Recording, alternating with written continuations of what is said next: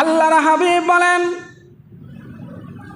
এমন একটি সময় আসবে মসজিদগুলো খুব সুন্দর হবে, মসজিদ জাঁকজমকপূর্ণ হবে, শান শৌকতওয়ালা মসজিদ হবে, মসজিদে এসি হবে, টাইলস লাগবে, মসজিদ শান শৌকত হবে, মানুষ প্রতিযোগিতা করবে কে কার চেয়ে বড় মসজিদ বানাতে পারে,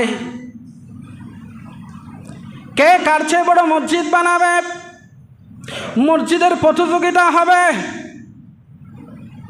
আল্লাহর হাবিব একটা মসজিদ বানিয়েছিলেন, সেই মসজিদের নাম মসজিদে নববী, যেখানে টাইল ছিল না, এসি ছিল না, আধুনিক কোনো ব্যবস্থাপনা ছিল না, খেজুর পাতার ছাউনি, খেজুর গাছের খাম্বা, নিচেরটা হলো মাটির ফ্লোর, এই ধরনের একটা মসজিদ।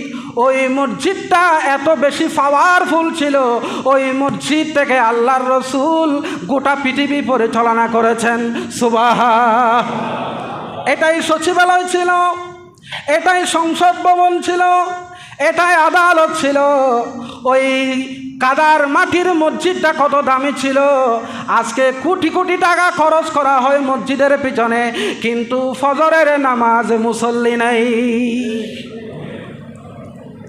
হেদায়ত নাই, তাকওয়া নাই, মুসল্লিদের মাঝে তাকওয়া নাই, নামাজ পড়ার প্রতিযোগিতা নাই, মসজিদ বানানোর প্রতিযোগিতা। আপনি গ্রামে গিয়ে দেখবেন মাত্র 10 হাত দূরে, 20 হাত দূরে, 30 হাত দূরে আরেকটা মসজিদ বানিয়ে ফেলেছে। কেন বানিয়েছে? বানিয়েছে যারা সমাজের মধ্যে কিছু পয়সাওয়ালা মানুষ আছে, তার মধ্যে কাজ করতেছে, আমি একটা মসজিদ বানাবো, ফুরান মসজিদে আর নামাজ পড়বো না, নিজে আর একটা মসজিদ বানিয়ে বসেছে। কথা বলেন ঠিক কিনা? আল্লাহর হাবিব বলেন এভাবে মসজিদ নিয়ে প্রতিযোগিতা হবে, কিন্তু মুসল্লি পাওয়া যাবে না, মুসল্লিরা হবে হেদায়েত শূন্য।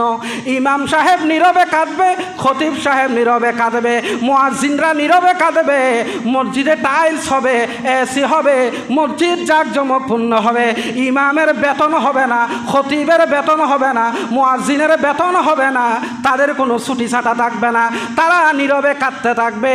আর মুসল্লিরা শুধু প্রতিযোগিতা করবে মসজিদ কিভাবে শান শৌকত বাড়ানো যায়। কথা বলেন ঠিক কিনা?